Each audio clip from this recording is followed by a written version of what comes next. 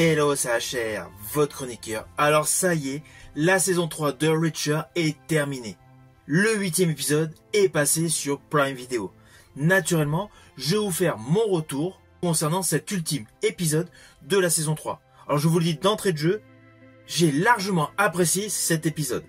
Dans un premier temps, dans ma vidéo, je vais vous préciser mon ressenti général. Et après une petite partie légèrement avec des spoils, je vais vous préciser les scènes que j'ai particulièrement appréciées. Naturellement, avant cela, n'oubliez pas, si vous n'êtes pas abonné, pensez à le faire. Pensez à la petite cloche pour les notifs, pour tout simplement être au courant lorsque je publie une vidéo. Et surtout, pensez à mettre votre opinion en commentaire. Let's go!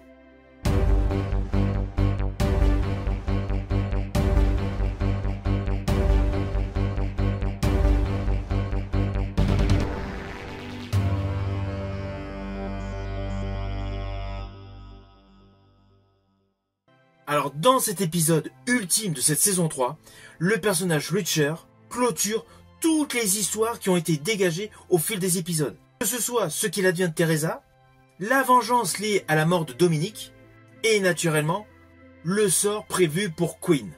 C'est un épisode extrêmement violent, c'est un épisode sous le signe de l'action, car dans cet épisode se mélange combat, fusillade, et surtout une confrontation que j'ai particulièrement appréciée.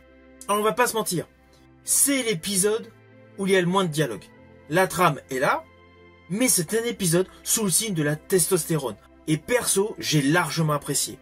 Alors oui, il y a le côté de l'enquête autour de Teresa sur ce qu'elle advient.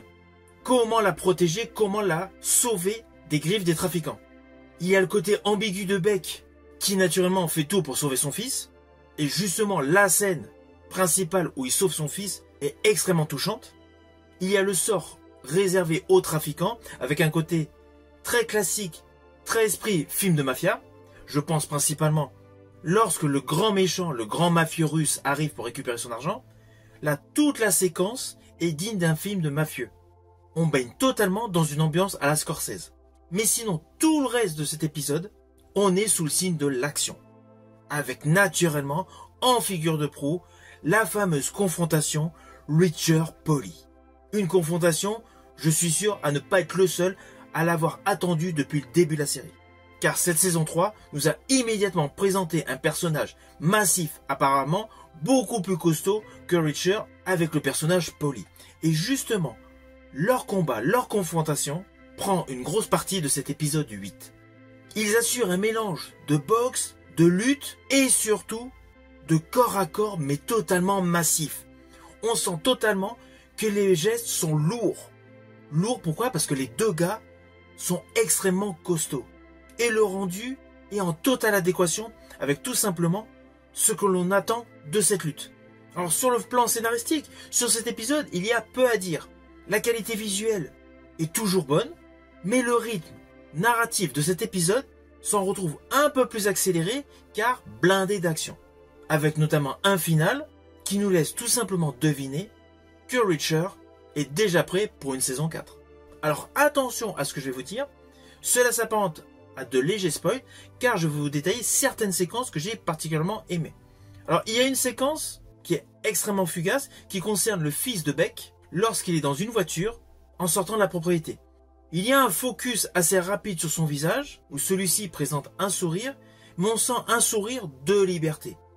Ce plan est parfaitement maîtrisé et laisse deviner un avenir plutôt favorable pour ce jeune.